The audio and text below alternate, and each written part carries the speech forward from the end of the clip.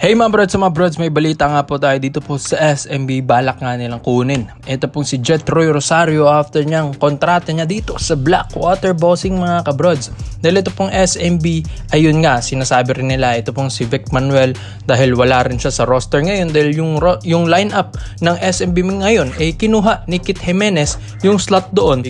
Manuel mga kabrods, kaya nga ito pong si Vic gusto rin nila itong gawing trade asset para nga makuha rin ito pong si Jetroy Rosario para nga mga brods in order na rin para maging fair ang trade ng Blackwater Bossing at ng SMB mga kabrods. So ito nga pong si Jetroy, sabi rin nila na mas mag-fit ito sa sistema ni Coach George Gallen dahil gusto rin ni Coach George Gallen yung big man na may tira sa 3-point area.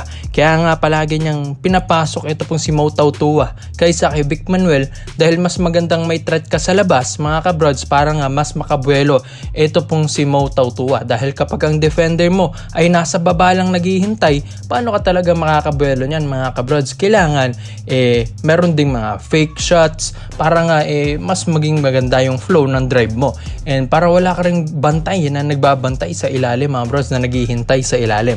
Kaya nga si Jetroy Rosario ito talaga sa mga inaabangan din ng mga ibang teams like Barangay Negros San Miguel, Magnolia, TNT, and ito pong SMB dahil after nga ng kontrata niya sa Blackwater Bossing which is short-term contract lang ang pinirmahan doon nito po ni Jetroy Rosario ay dito nakaabang yung mga ibang teams mga kabrods. Itong SMB meron na silang nakalatag na trade pending dyan which is ito po nga pong si Vic Manuel, and yun nga alam natin ng Blackwater Bossing gusto rin nila ng fair, and si Vic Manuel di hamak na magaling din naman itong Pomoste kaysa kay Troy Rosario. Magkaiba sila ng strength mga kabrods.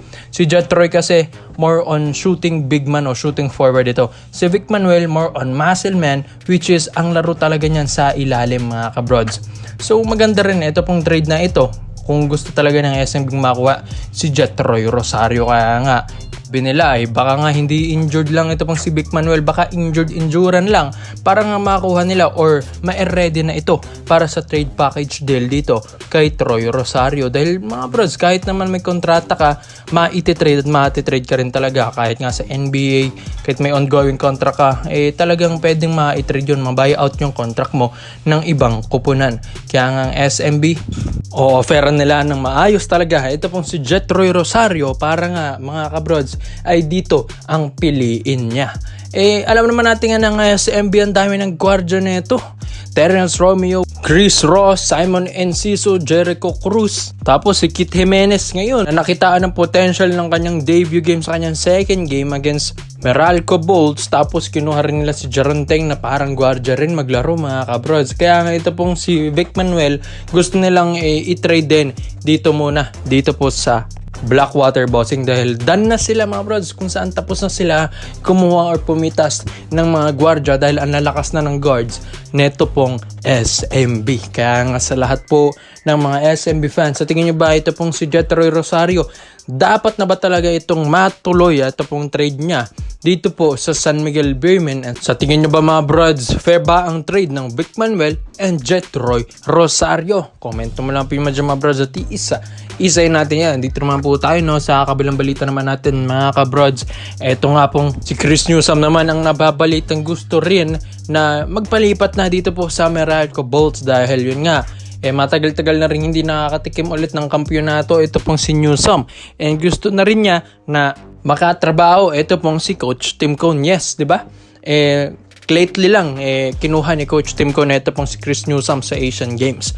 Kaya nga mas nagustuhan na ni Chris Newsome yung patakbo ng laro na ito po ni Coach Tim Cone dahil mas komportable siya sa kanyang posisyon na binibigay ni Coach Tim, and mas maganda na hindi siya pagod dito dahil ang ganda ng ikot ng bola talaga kapag si Coach Tim Cone na. And ito pong si Coach Tim Cone syempre sa lahat-lahat ng pwede mong piliin sa PBA players, si Chris Newsome pa, which is yan ay mga sign na ito pong si Coach Tim Cone gusto niya talagang ito pong si Chris Newsome mga brods, kasi syempre pinili niya agad ito. Ang ganda rin ng attitude ni Chris Newsome kung saan yan talaga ang nagustuhan po dito ni Coach Tim Cone. Kahit nga hindi na pasama sa final lineup dati sa Gilas Pilipinas sa FIBA World Cup 2023 ay hindi nagtatampo talaga ito pong si Chris Newsome.